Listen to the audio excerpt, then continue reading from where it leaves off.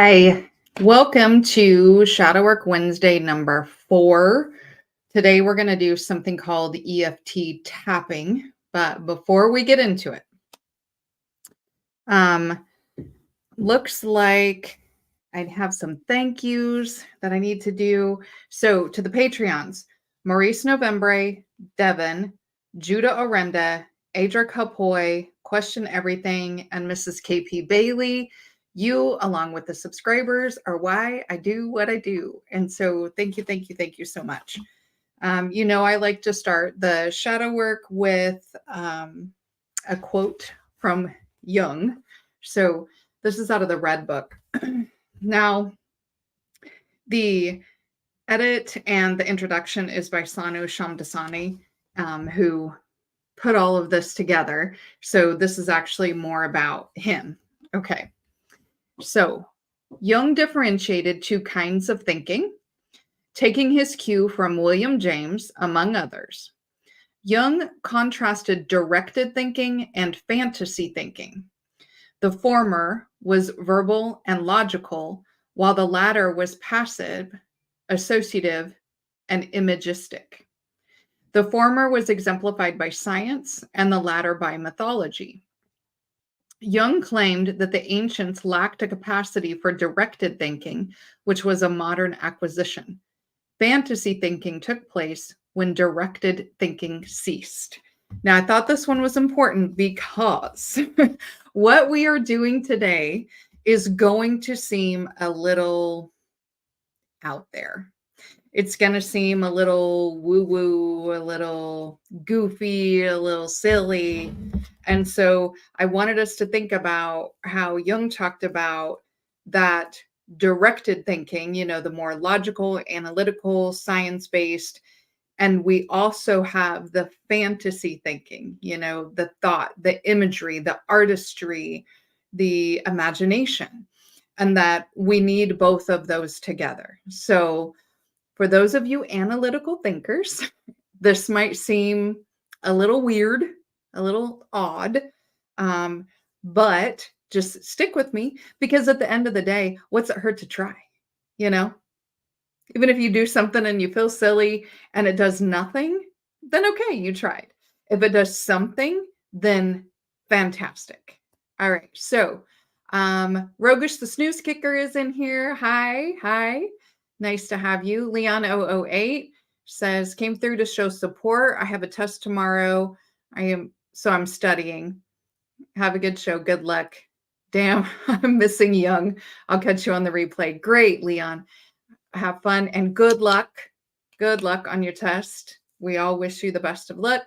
Toya is in here. She's digging the nail color. You know what? It's spring. Had to have some sunshine on the nails. Okay. So tonight we're going to do something called EFT tapping. So I'm going to kind of summarize what it says in here, but then I'm actually going to teach you actually how to do it. And we're going to do it. So we're going to kind of skip how the book says to do it because it's just a couple pages. You know what I mean? So it gives you an exercise about tapping. What it says is EFT tapping can be used to work through difficult emotions and gain insight into the root cause of them. It can also be used to do shadow work.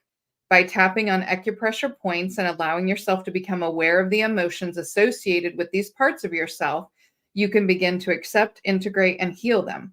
EFT tapping can help you gain clarity and insight into the underlying causes of your repressed feelings. Now, if I were you, I'd be like, what does tapping on acupressure points do? Okay, so let's actually talk about EFT tapping. I mean, even the name of it sounds a little out there. It's emotional freedom therapy is what it's called. But essentially, it was created to balance chi. Okay, everybody stick with me. Just stay with me. It was created to balance our chi so that we can balance our emotions. Now, over the last 20 years, it has been studied and studied and studied and studied and studied.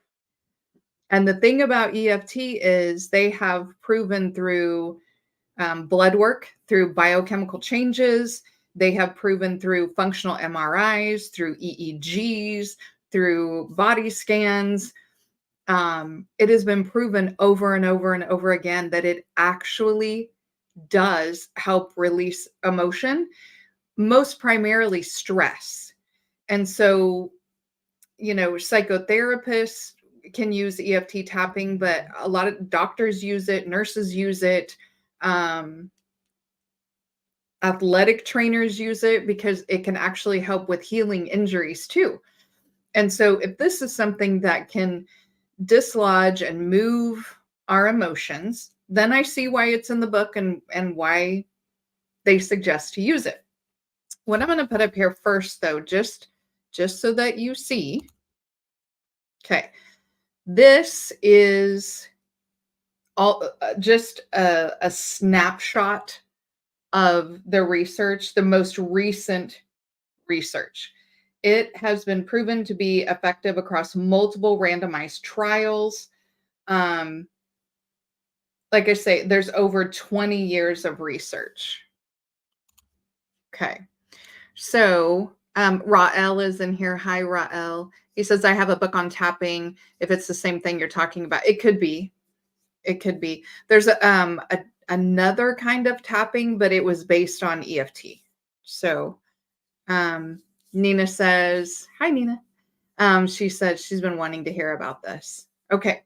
So let's talk about, I'm showing you that it's research, right? So even though it feels fantasy, it feels kind of out there, it seems kind of woo-woo, this is actually scientifically proven to work. So we're going to stick with that.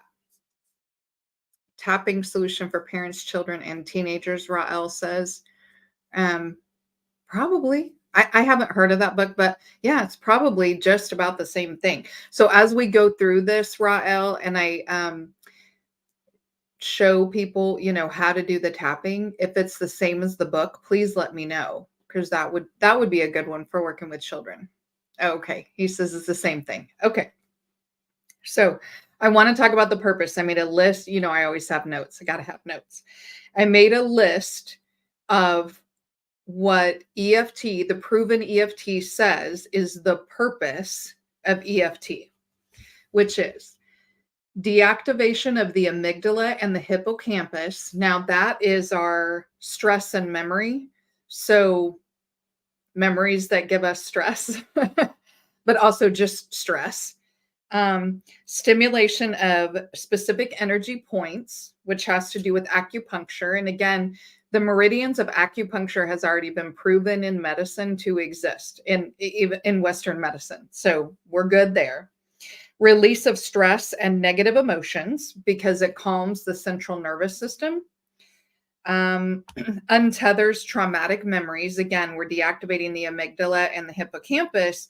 So it breaks a conditioned response to a bad memory. Like it breaks the habit or the unconscious behavior. It separates the two and stimulates the Bongan channels, which is those, the acupuncture meridians across the body. So what the acupuncture meridians are is that there are specific acupuncture spots, and they're connected across lines. And so those are called meridians.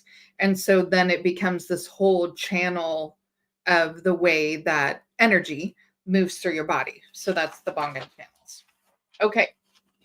So hopefully everybody's ready to do this. Try to get hands-free if you can. If you're wearing glasses, take them off. I'm not going to take off my glasses or I won't be able to see what we're doing at all. But I'll do my best to show on myself what we're doing. And we'll go through it step by step. This one's going to be a fast one today because we're just learning EFT. And I kind of think it would be nice to learn the EFT and then the video ends and you go through it a few more times or practice it a few more times. There is actually some economists who, I'm trying to remember the guy's name, but he uses EFT to keep his stress levels down. Like he says it's part of his success as an economist to keep stress levels down. So, if they can use it, we can use it, right? Okay. So, the first thing you do is identify where in your body you feel stress. Is it your stomach gets tight, or your shoulders start coming up, or it feels tight across your chest? Ooh, that made me want to put my shoulders down. Everybody put your shoulders down. I apparently get stress there. Does your neck get tight? Do your eyes get tired? Do you get headaches? Where do you feel the stress? So we identify where to feel the stress. I'm going to move my notes in front of me here. Okay. Nina says all of the above. Okay. Does anybody feel stress anywhere besides the ones I mentioned? Because some people do. I had a patient before who would feel stress in their forearms, a gentleman, because what he didn't realize he was doing was like making fists all the time. And so his forearms would get really stiff. Adrian Hicks says, I have stress in my bank account. Well, let's get rid of some stress. Nate, hi Nate, thanks for joining. He says, I feel it in the sides of my head. Yeah. Oh, and people who clench their jaws. Yeah, you can feel it here too. Because we're doing these stress behaviors unconsciously because we're feeling a lot of stress, right? Okay. So we've identified where we keep the stress. Okay. What I want you to do, and you can put it in the chat or keep it to yourself. Either way, rate your stress intensity from a 0 to 10 right now.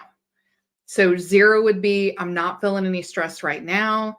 To 10 would be, this is the most stressed I have felt in my life. If it's just under that, it's a 9. 5 is about, it's about 50-50. Like I feel halfway to this is the worst. Okay. So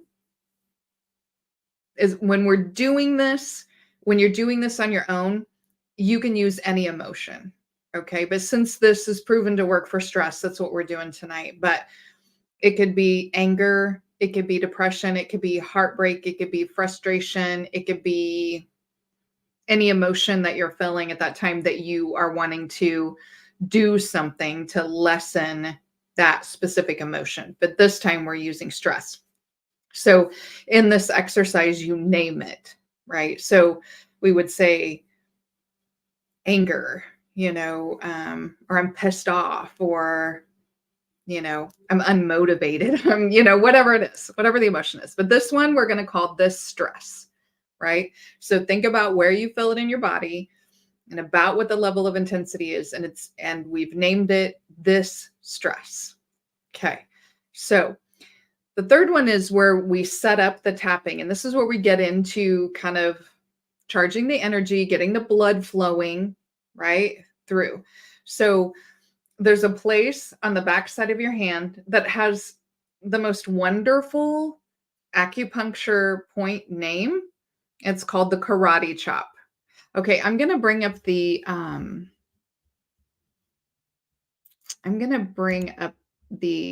picture. So let's do this real quick. That way you guys can see it with me. Okay. This is the pressure points, okay? The acupuncture points. So on the back side, let's do this. There we go. Now you can see. Okay. So on this back side here is the karate chop pressure point. Isn't that a great name? It's an amazing pressure point name. It's the karate chop. Okay. Hi to Mrs. KP Bailey. Thank you for joining us. Okay, so what we do to get the blood pumping, let me change this, to get the blood pumping, to get moving, everything we do is going to be with 2 fingers. Okay, so if you are right-handed, use your left hand to tap that pressure point. Okay. And what you're supposed to say some sort of affirmative statement about the emotion. Okay. So for instance, we're talking about stress. Okay. So something like, even though I have stress, I completely accept myself. So we're just tapping here, getting the blood flowing. Even though I have stress, I completely accept myself. So after we've done it this way, then we switch. Go here, right? Even though I have stress, I completely accept myself. Even though I have stress, I completely accept myself. Now, once you feel like that's good enough, they say 5 to 7 times. I'm like, sometimes when I'm warming up, I have to get in the right mindset. So I have to do it, right? So what we do next is, let me pull this back up. Okay. So there are specific pressure points that we're going to do up here. We're going to do these up here. Now, there is an underarm one, and I'll explain where that is, that you can't see on the diagram.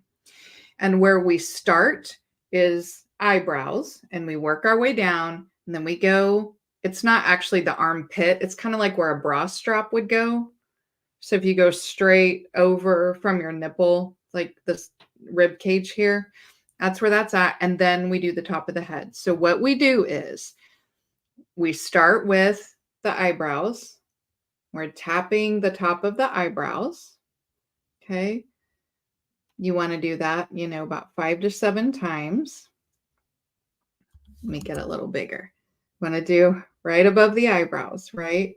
Then we go right here where your cheekbones are in the corners. And again, we're using 2 fingers because there's actually 2 spots right there. So we tap here, and then we slide around right where my glasses are, where your cheekbone is there. And we tap here. Okay. Then you go right here under your nose. There's like a little channel right here where the lip meets the nose. So you tap here,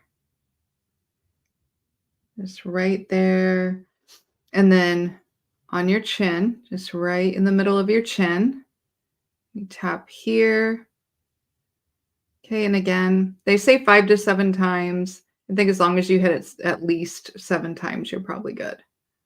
Right here. And then as far as the collarbones, there, let me make the collarbones stick out. Okay. So as far as the collarbones, it's kind of right under, the light's terrible, right underneath. So see where it dips in here. So you're going to be touching the bottom side of your collarbones, but it's just kind of right underneath. And especially this one's great if you feel a lot of tension in your shoulders, your neck, and your chest. Sometimes you can actually feel it start releasing. It just feels great. So we go there.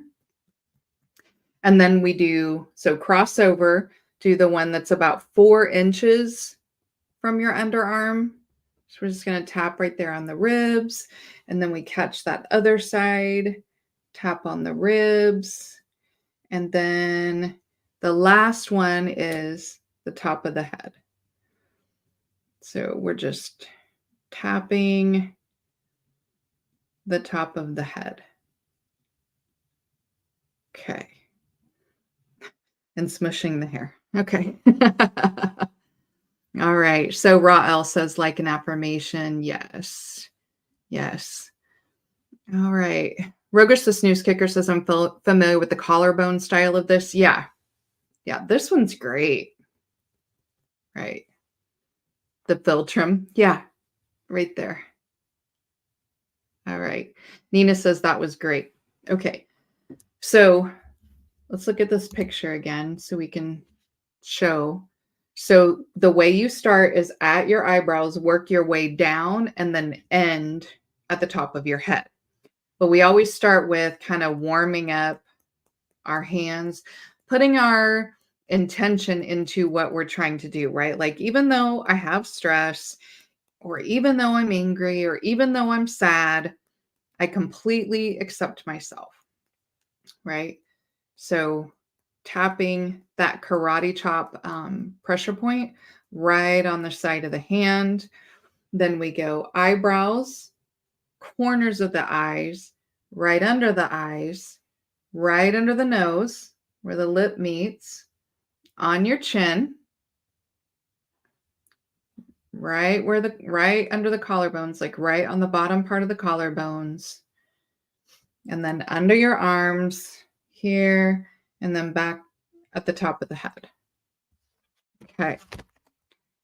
So what you do after you've made it all the way through, at least once, okay, is you rate that emotion again. So remember in the beginning, we rated the intensity, like, I'm put myself back. We rated the intensity. So what you want to do is think about the intensity. Okay. How intense is it now that I've done this tapping? How intense is it? Right. Because again, we're trying to move that feeling, that biochemical, that process. We're trying to move it from being stuck. Okay. So rate it and figure out, has it come down to a livable level, right? I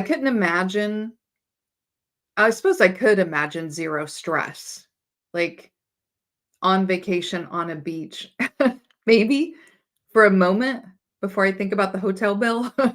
I might have some no stress, but I think we all can kind of have 1, 2, 3. Generally in psychology, when we see patients, 3 is acceptable. Like, however they rate the intensity when they come in, we want it, below a 5 at about a 3 before they leave. Okay. So if you rated it 5 and above, is it lower now? And if not, then the guidance on EFT is go through the process again. Keep doing it. Keep doing it. Now, another thing to think about is that is also called mindfulness. And that's a part of dialectical behavioral therapy, but it's also used in varying forms and even by itself. And mindfulness is just being focused and mindful on what you're doing. Okay. Kind of shutting out all the other stuff, being present in the moment with what you're doing. And there's actually a calming effect with being mindful, with utilizing mindfulness. So while this is based on cognitive therapy, meaning thought, right? So therapy that involves thought, we still want to maintain this mindfulness. You can kind of get into a rhythm where it becomes a bit meditative, which is also going to be helpful. At the end of the day, though, what we're really trying to do is to move those stuck emotions or those stuck memories or those unconscious processes or habits out of where they are, so they're in a better place to consciously think about. Now, it may or may not happen that while you're doing this, you get so into it that you have an emotional reaction. Don't worry about that in the slightest. Just let it happen. Keep doing what you're doing, because that means you're literally getting it unstuck. Okay.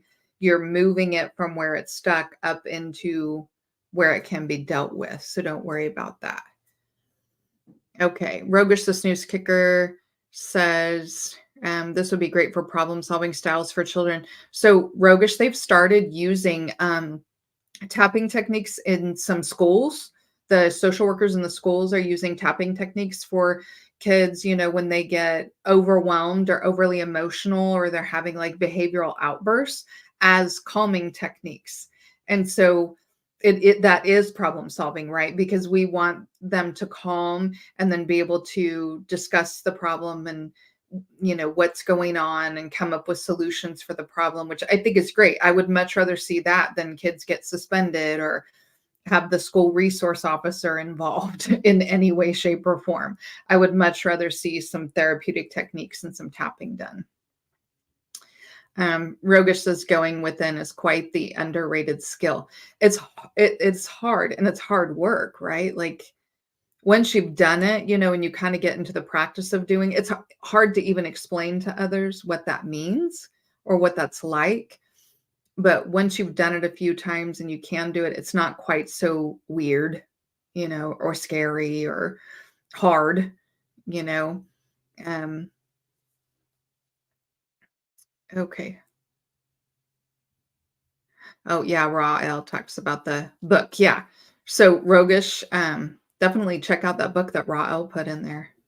All right. Rogish says I could use that for my nieces and nephews. Yeah, I think it would be great. Like and it's something that they're doing to themselves. Like we're not tapping, I'm not tapping on you. And even when you do this in real life, you do it on yourself. When I explain to other people about tapping, you do it on yourself.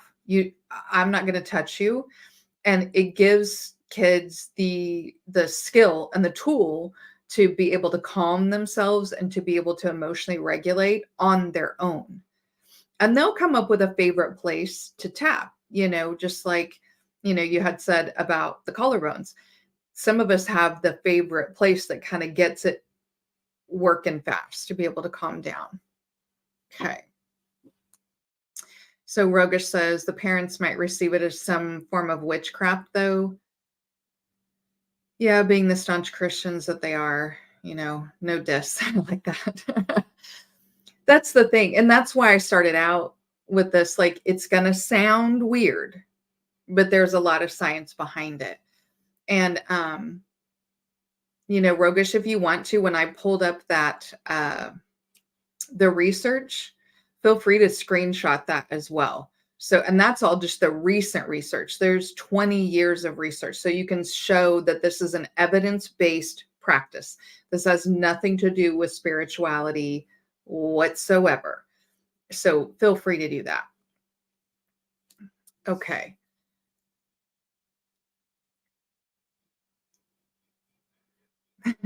Mrs. KP Bailey's going to put that book on her book list. Yeah, I think that's great. That's great. Okay. Well, that's all I wanted to do tonight, was just do the EFT tapping tonight and kind of go through the process, show you how to do it. Please practice it. I think I'm trying to remember what our little kind of homework was last time. I know we didn't do these. There were some weird ones. Oh, we just had the fill in the box stuff. Yeah. And mirror gazing. Mirror gazing. That's what it was. Mirror gazing. Hopefully you guys did it. Hopefully you got some benefit in the book, this book. The next part is about journaling. And most of the rest of the book is about journaling, right?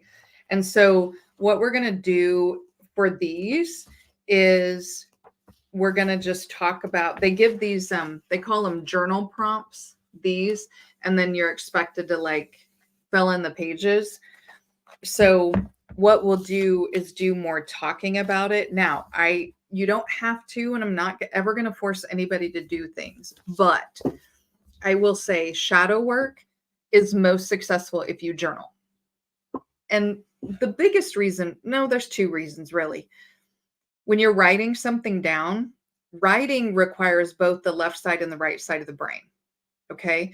Because we're thinking and imagining something that we want to write, we're thinking on it. And so we're in the right side of our imaginative brain, but then we're writing, and that the writing, you actually use your logic side of your brain. And so when we're journaling, that is a fantastic way to process things literally as you're thinking and writing them. It really helps. Secondarily, as you're journaling things, you may want to go back and reference things you've written before. And so it's great to have a journal. If you don't have one and you have the means, um, go find one, go buy one. But even the Dollar Tree actually has some kind of pretty notebooks right now, or nice notebooks. Um, Find one that's like it's your personal, it's your journal, it's your account of things. Have a nice pen. I like gel pens. I like how they glide. So when I'm journaling, I like the gel pens. Um, but so we'll talk about the journal prompts and kind of what they mean, what kind of things could come up, why it's important. And then my hope is that you then utilize that conversation to journal into your journal, your thoughts, your feelings, your memories, your things. And then we'll just keep moving on the journal prompts. Hi, Truism. Thanks for coming in. He says, shadow work sounds like assassinations in a fantasy setting. Cool. I mean, it kind of does. There might be actually, some words used in gaming. I don't know. But, the term shadow work came from Jung. And so that's what we're going with. Luckily, it's not shadow world. That might be a little freaky. Okay. So that's what I wanted to do tonight, was just teach the EFT tapping. I hope you guys utilize it. I have seen people utilize tapping during anxiety attacks. I'm not exactly sure how the tapping itself is effective during an anxiety attack, but the mindfulness of doing the process and even counting your taps can be really, really helpful during anxiety attacks. So if anybody in here gets anxiety attacks, or you get close to having anxiety attacks, or at times feel overwhelmed with anxiety, feel free to try the tapping, or pick out a specific place that you like to tap, that you can just tap on that place. Mrs. KP Bailey says it works. Good. Vote of confidence. Yay. Okay. So, and thank you for saying that. That's going to be it for tonight. Next time, we're going to talk about journaling. Hopefully everybody can find a notebook, find a journal around the house, find a favorite pen, or go get one. Get a journal if you want. I have one that is pale blue. I'll bring it. It's pale blue leather, has some embossed flowers on it, special paper. I wanted to do something special. If you're going to pour your heart and mind and soul into something, make it look nice. Even if it's just a basic notebook, decorate it. Make it look nice. Make it look fancy. Make it look like Indiana Jones's journal. This is important stuff. All right. I will see you. For those of you who are coming to the Sunday live, it's going to be provocative. If you've not seen the title of it, it's a little clickbaity, but I think you'll actually be happy that you came, even though the title is a little forceful. So if you come to the Sunday live, I'll see you there. If not, I'll see you guys next Wednesday.